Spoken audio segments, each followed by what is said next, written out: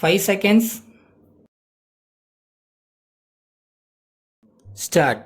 மாண்புமிகு பேரவை தலைவர் அவர்களே, மாண்புமிகு கைத்தறித்துறை அமைச்சர் அவர்களால் அவையில் சமர்ப்பிக்கப்பட்டுள்ள மானிய கோரிக்கையின் மீது என்னுடைய கருத்துக்களை சொல்ல விரும்புகிறேன். கைத்தறித்துறைக்கான கொள்கை விளக்க குறிப்பினை பார்க்கும்போது பல்வேறு விதமான சலுகைகள் அளிக்கப்பட்டுள்ளன என்பது தெரிய வருகிறது. இதனால் நெசவு தொழிலையே நம்பியிருக்கும் லட்சக்கணக்கான தொழிலாளர்கள் பயன் அடைவார்கள் என்பதில் எல்லளவும் சந்தேகம் இல்லை. இருந்தாலும் கூட அன்றாடம் அவர்கள் சந்தித்து வரும் சில பிரச்சனைகளை இந்த அவையில் எடுத்துச் சொல்வது சால பொருத்தமாக இருக்கும் என்று நான் கருதுகிறேன். நமது அரசானது வறுமை கோட்டிற்கு கீழே வாழும் மக்களுக்கு இலவச வேட்டி சேலைகளை வழங்கி வருவது பாராட்டுக்குரிய ஒரு செயலாகும்.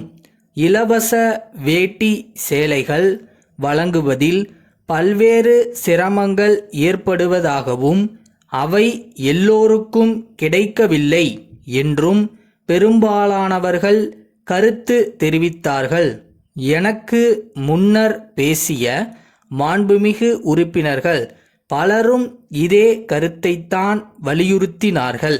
இந்நிலை தவிர்க்கப்பட வேண்டுமானால் கூட்டுறவுத் துறையின் சார்பாக இயங்கி வருகிற நியாய விலை கடைகள் மூலம் இலவச வேட்டி சேலைகள் விநியோகிக்கப்பட்டால் இக்குறையை போக்கிக் கொள்ளலாம் என்ற என் எண்ணத்தை தெரிவித்துக் கொள்ள ஆசைப்படுகிறேன்.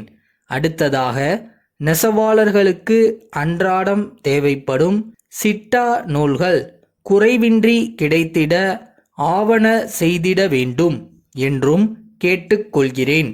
சிட்டா நூலுக்கு தற்போதுள்ள விற்பனை வரியை தள்ளுபடி செய்ய வேண்டும் என்று மாண்புமிகு அமைச்சர் அவர்களை வேண்டி விரும்பி கேட்டுக்கொள்கின்றேன்.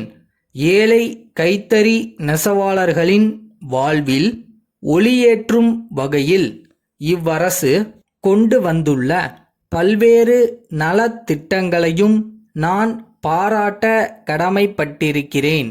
அதிலும் குறிப்பாக ஏழை கைத்தறி நெசவாளர்களின் பொருளாதார தேவைகளை நிறைவு செய்யவும் அவர்களின் வாழ்க்கை தரத்தை மேம்படுத்தவும் தறி கூட்டத்துடன் இணைந்த வீட்டு வசதி திட்டம், சேமிப்பு மற்றும் பாதுகாப்பு திட்டம், நெசவாளர் குடும்ப ஓய்வூதிய திட்டம் போன்ற அருமையான நல்வாழ்வு திட்டங்களை நெசவாளர்களின் சார்பாக நான் வரவேற்க கடமைப்பட்டுள்ளேன். கைத்தறி என்கிற போது விசைத்தறியையும் நாம் மறந்துவிட முடியாது. தமிழ்நாட்டை பொறுத்தவரையில் கைத்தறியும் விசைத்தறியும் ஒரு தாய் வயிற்று பிள்ளைகள் போல கருதப்படுகின்றன.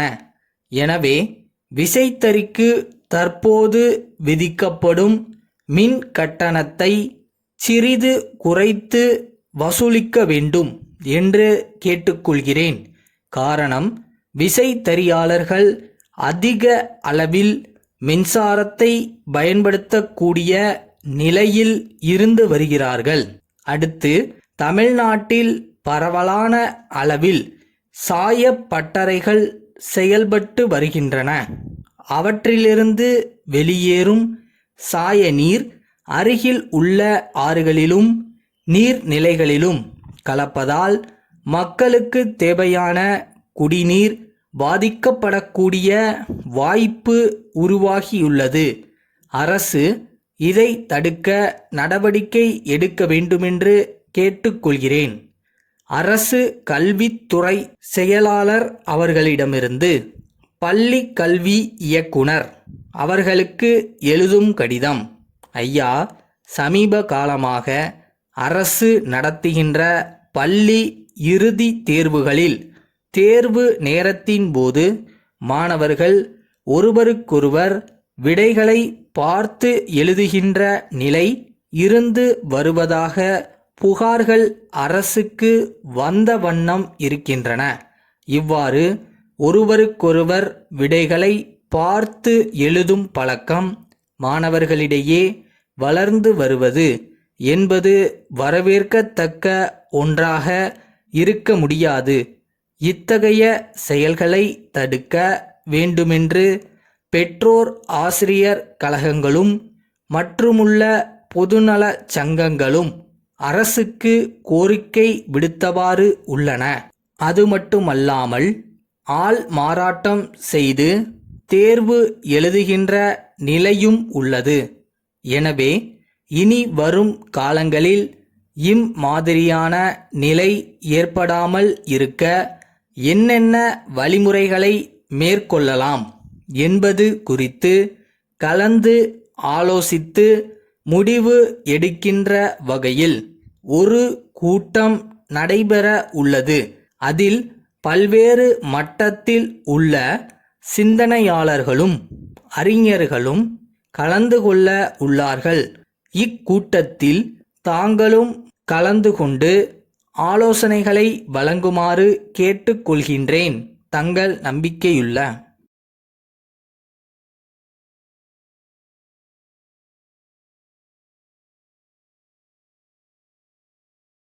பயந்து பாதியில் விட்டுட்டு போகிற பழக்கம்லாம் நம்மளுக்கு இல்லைல்ல.